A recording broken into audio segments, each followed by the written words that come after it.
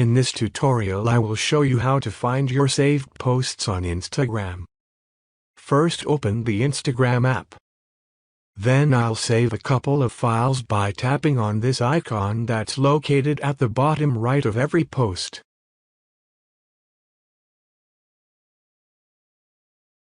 You can save Reels as well. If you want to find and access those posts which you had saved on Instagram, go over to your Instagram profile. Then tap on the 3 horizontal lines at the top right corner. Then select this saved option. If you have any collections which you had created, they will appear here. But I don't have any, so I'll tap here. Here are all of my saved posts and Reels which I had saved.